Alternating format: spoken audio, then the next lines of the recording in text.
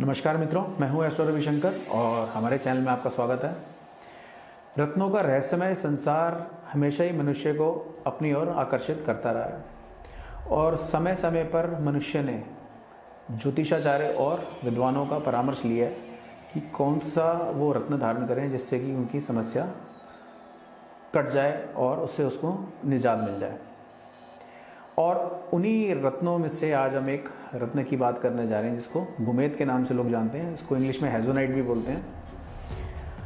एक चीज़ ध्यान रखिए कि ग्रहों में सारे ग्रह सूर्य की ही परिक्रमा करते हैं और सूर्य को सबसे प्रबल ग्रह माना गया क्योंकि सूर्य के तेज से ही ये पृथ्वी को भी जीवन मिला हुआ है यहाँ पर, और सारे ही ग्रह उसके इर्द गिर्द चक्कर लगाते हैं। लेकिन यहाँ पर एक चीज़ और समझनी पड़ेगी कि जिस दिन राहु बहुत प्रबल होता है उस दिन वो सूर्य को भी ग्रास कर जाता है। ग्रहण जिसको हम बोलते हैं, सूर्य ग्रहण लगता है जब। और अगर हम पीछे अपनी माइथोलॉजी में, अपने हिस्ट्री में भी जाएंगे अगर, तो इन चीज़ों का उल्लेख मिलता है कि कैसे राहु का ग्रास बनता है सूर्य। तो बहुत डिटेल में जाना पड़ेगा उसके लिए, लेकिन अभी मैं संक्षेप में ही बात करता हूँ यहाँ पे।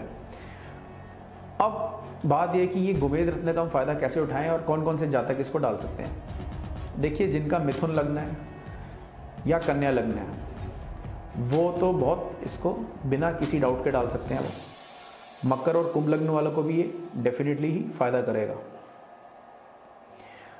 अब प्रॉब्लम आती है कि कई लोग ये बात भी बोलते हैं कि उनकी कुंडली नहीं है और टाइम वगैरह नहीं, क्योंकि नोट किया गया था जब वो पैदा हुए थे, तो वो लोग कैसे डालें। तो देखिए, फिर नाम राशि के अनुसार जिनकी मिथुन है, कन्या है, मकर और कुंभ, वो लोग भी डाल सकते हैं यदि जन्म पत्री उनकी नहीं है।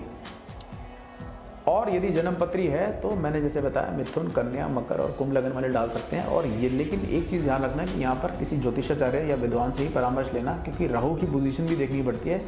क्योंकि छठे, 8वें और 12वें घर में यदि राहु हो तो इस चीज़ को फिर अवॉइड किया जाता है गुमेत को डालने के लिए। तो गुमेत डालना उस टाइम फिर ये लाभकारी सिद्ध नहीं होता। अब जन्म पत्री जैसे नहीं है किसी की, तो जैसे नाम राशि से भी आप जैसे मैंने बताया डाल सकते हैं उसको। और यदि कुछ सिम्टम्स भी इस तरीके से आते हैं जिनको देख के, जिन चिन्हों को आधार मानकर हम फिर उस इंसान को गुमेत डालना, हम उसको रिकमेंड कर सकते हैं, उसको परामर्श दे सकते हैं उस चीज़ का। तो जो जातक काफ़ी टाइम से देखिए बीमार चल रहे हों, एक बीमारी छोड़ती दूसरी पकड़ ले, और क्रॉनिक डिजीज़ हों, तो उनको ही गुमेत डालना बहुत लाभकर सिद्ध होता है।